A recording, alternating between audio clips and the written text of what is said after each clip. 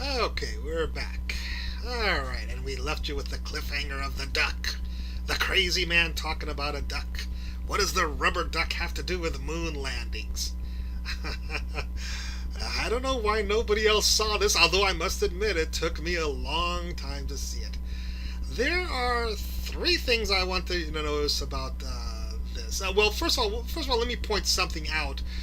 Why I believe this is another reason I believe Wendy is also Stanley Kubrick, and that is that notice that she mirrors Danny.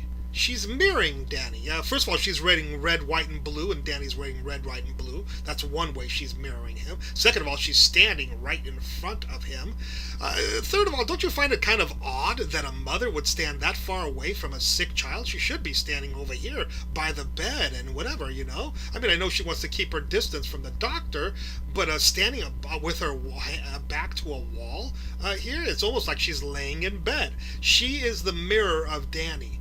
And she is connected to Danny, not as his mother, but she is the same person as Danny. Stanley Kubrick is Wendy, Stanley Kubrick is Danny, and Stanley Kubrick is Jack Nicholson. The other thing you might notice is, I mean, Kubrick gives you so many signals. She's crossing her arms. What the hell is a mother doing crossing her arms? Well, who else is crossing his arms to some degree? Who else is connecting his arms? Danny is connecting his arms. The other thing before I get into the rubber duck that I want you to notice is Danny's not wearing pants. But on top of the fact that he's not wearing pants, there's another problem. I mean, she's inspecting his head. She's not inspecting his groin or whatever, or his toes or something. There's no reason Danny shouldn't have the covers, covering his legs at least. This is and he stays like this all the time. And neither the doctor nor the mother pull Danny's legs down and cover him with a sheet, which would be a natural thing to do. I've never seen a patient on a bed with his legs up like this unless somebody is inspecting some wound on their legs, But in no time does she ever inspect his legs, and in no time does she want to cover up Danny, or his mother want to cover up Danny there. So what I believe this symbolism is for is, since Stanley is Kubrick, Kubrick is saying, I'm exposing myself. What I'm about to tell you about this picture that's going on here and this whole shot is the most exposing thing that I will have in the entire movie. I'm exposing myself with the story that I'm about to interpret that I think you will be convinced of with what is going on in this whole scene that we're going to be watching here. Anyways, okay, let's talk about the duck. Now, Dopey was over here. He was the mirror of Danny. We were supposed to look in the mirror, the center of the mirror, and there was the duck. The duck is not anymore in the bathroom. The duck has been moved here. Kubrick has specifically moved up here. It wasn't some stagehand who happened to have moved the duck over here by accident. Kubrick moved the duck from the bathroom to the windowsill. By the time I'm done here, you will see that is absolutely true. Now, the other thing I want you to notice is Goofy right here. First of all, there's a string attached to him, which is kind of interesting. And I want you to notice that Goofy his feet are touching some sort of paper or magazine sitting right here. That's one thing I want you to notice, is Goofy is standing on the magazines. And the other thing I want you to notice is, if you look right here,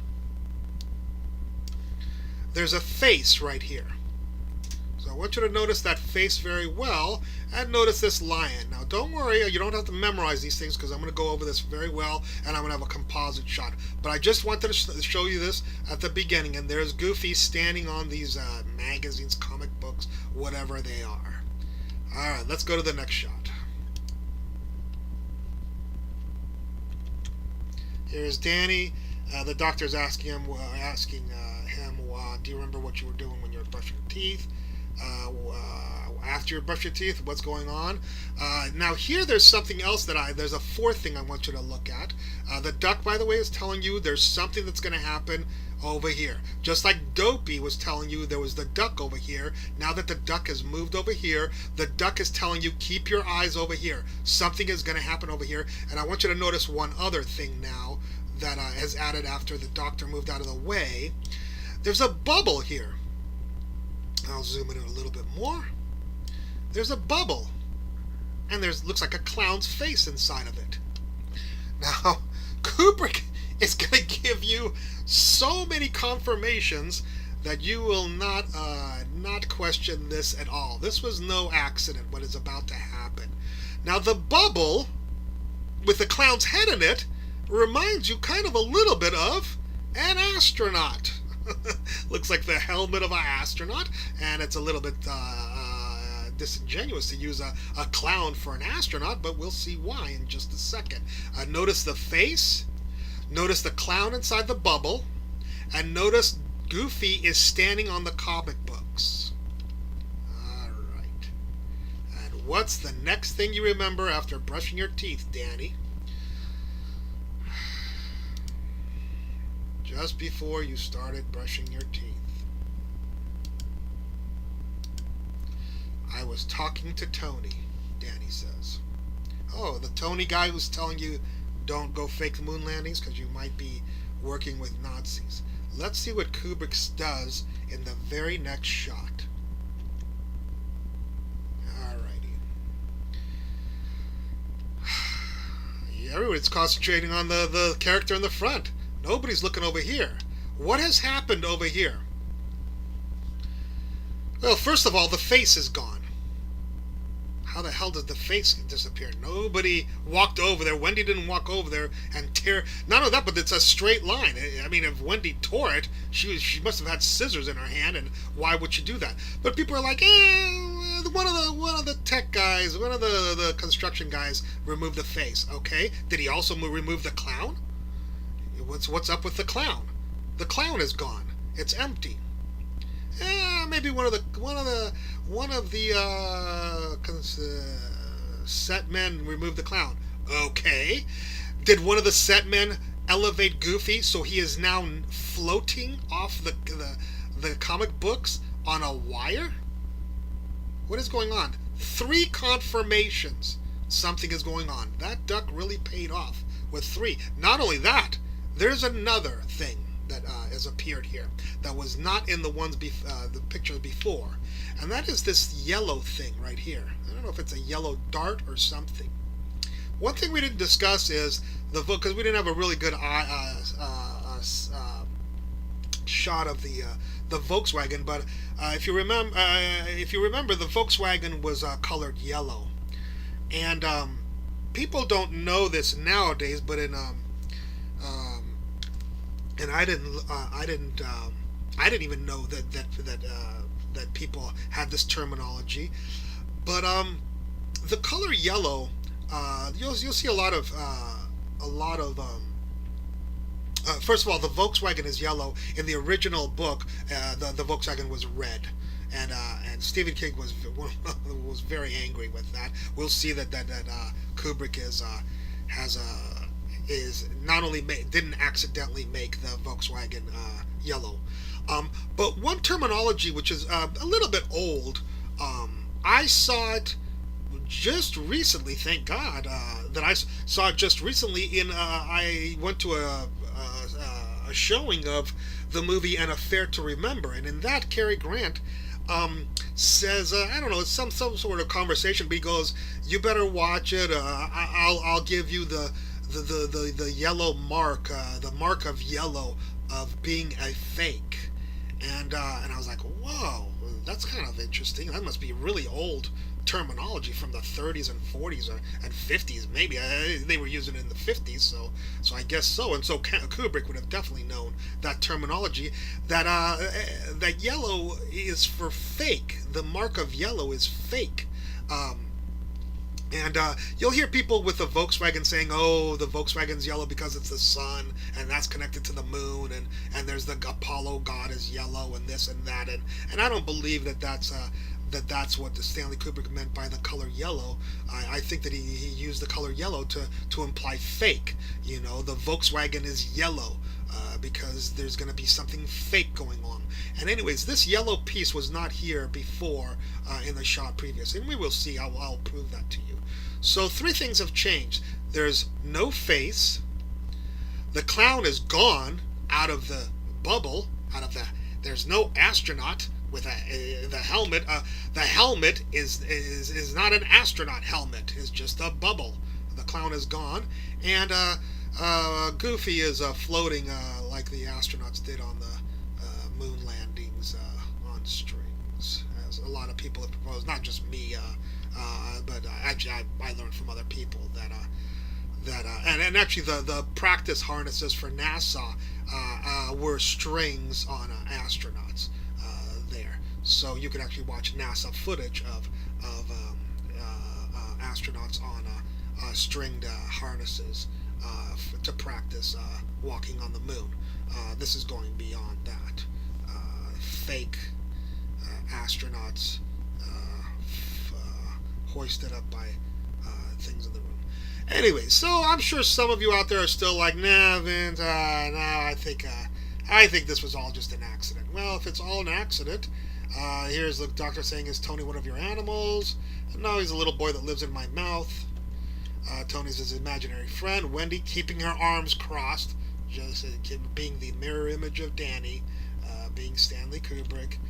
And still, all three items still gone. Notice, all three still there. And she wants to know if she can talk to Tony. And he says, why not? Where does he go? He goes, I don't want to talk about Tony anymore. So when he started the conversation about Tony, those three items happened. Goofy was floating, the clown was gone from the astronaut helmet, and the face was gone in the magazine. Let's see what Kubrick does in the very next shot.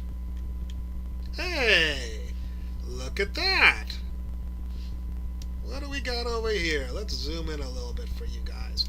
The very next shot, when he doesn't want to talk about Tony, what's up? You've got the face back. You've got the clown is back. The astronaut is a clown with his helmet. And look at Goofy. He's back standing on the comic books. Thank you, Mr. Duck. Thank you, Mr. Kubrick. Anyways. Okay. Yeah, let's take a look at the next picture. Oh, by the way, I decided to splice the two pictures so you can blatantly see. Not only did he take away, the face away, it looks like he actually changed the lion that is behind the thing. The picture of the lion actually looks different. I mean, there's no face. The clown is gone, and there's Goofy floating on wires and Goofy not floating on wires. This was not just a mistake. This was not a continuity mistake. Get that off of IMDb. This is pure genius on Kubrick's part. Okay, one thing you will notice over here, another thing, genius Kubrick, Dopey is gone. A lot of people go, oh, Dopey is gone because, Danny now is smart, and he knows that he's going to be working with Nazis. Actually, I think Dopey is gone because Kubrick, he doesn't need the message anymore. You got the message. Dopey was there for you to notice the duck, and the duck was moved over here, so you would notice everything that happened over here. Okay, and here they walk out. By the way, one interesting thing, if we want to flip back, is if you look at Wendy, she's got the yellow shoes, red and blue and black hair. She looks a lot like Dopey. Let's look at Dopey again. Dopey's got blue, red shirt, black, black ears, but black hair, and yellow shoes. That looks exactly like Wendy. Let's look at Wendy. There's Wendy. There's Dopey. Dopey. Goofy. Goofy is Wendy, and there she is. Actually, Kubrick got a shot of her looking exactly like that. Kubrick got a shot of her looking exactly like Goofy. So I don't know, just more and more riddles within enigmas. I stopped on this shot as just kind of interesting. They're walking down the hallway after seeing Danny, and there's this picture here. I just found it interesting, and somebody else will have to explain it to me. But there's a train coming down the tracks, obviously, and you can't see what's going on over here. But I was able to shoot this well, and I got what's behind Wendy's head here. So here's a train coming down the tracks, and what's coming over here? Bada boom! It's a horse. You know, a horse running on a track into a head-on train. I don't know. There's some sort of metaphor there. Somebody else will have to. I hope that this inspires somebody to find 30 more things and make their own videos, which is kind of neat. Somebody will make an encyclopedia of The Shining one day. Okay, let's take a look at this shot. What's interesting about this shot is, or what I want you to notice, is the books for sure. They're very important. So we'll look at the books. The other thing that's kind of interesting is this thing right here. I don't know what it is. If it's a sandwich or something. But notice it's very close to the edge of the table. Just to notice. Also notice that the doctor is sitting very close to the thing. Her arm is actually on the. Her arm is resting on the armrest right there. So the books, her arm, she's very close, and this thing is on the edge of the table. Let's see the next shot. Uh-oh. First of all, she's further away. So, you know, if the first shot she was far and then she came close, people could say, oh, okay, she came close and she knocked this, notice this sandwich or whatever it is. I don't know if it's a sandwich or a book or something. But it's moved literally 6 inches. I mean, it's possible she moved the thing, you know, this, but she moved away. And that's that? No, usually people move towards the edge of the couch and then knock this over, you know, scoot this over so they can put their arm, I guess. I don't know why this wouldn't be enough to put her arm on there, but put this. But people will be like, I think that just happened. That was just a mistake, you know, that's just an accident. Okay, if that's an accident, what the hell happened to the books? You know, what's up with these books? They have definitely changed from before. If you don't believe me, I'll go back. There's the books. And they're nice, all nice and stacked, you know, all nice and stacked. And then you look at that, no, one is knocked over. Well, people go, okay, well, when she sat on the couch, she knocked it over. Well, no, because she's sitting on the couch here. And she's sitting quite comfortably. So if the couch hit the wall and, you know, and it knocked the book over, you know, she would have been knocked over now. Wouldn't be knocked over, you know, 20 seconds later or whatever, or 5 seconds later. But people are like, maybe she swung back and hit the books. Okay, I'll give you that. Maybe she did and one of the book knocked over. That's fine. There's a problem. I mean, you try to set up a fat book like this held by a little book like this on the edge. It's impossible. It's impossible that this book could be at this. I mean, you try it at home. If you're not, I don't expect you to be a mechanical engineer and whip out the graphing calculator, but you cannot, nobody can do this, you know, and not even a gymnast could make a book hang like this on a little book like this. You know, Stanley Kubrick is doing stuff here saying, you know, this is impossible. He's putting impossibilities in the thing that it's physically impossible. These are all messages and metaphors for the impossibility of landing on the moon and doing what the astronauts did on there. That's what he's saying, at least. All right. I think that was pretty much all I wanted. There's a better shot of the books there and the impossibility of that book to be at that angle. Let alone, why doesn't this book fall over? You know what I mean? Why don't they all start falling over? This little book is holding that book up by this. Again, try to do it at home. If you can do it at home, put a picture of it on the thing, on the comments, and I'll look at it and see if you put some glue on there. All right. I like this line here.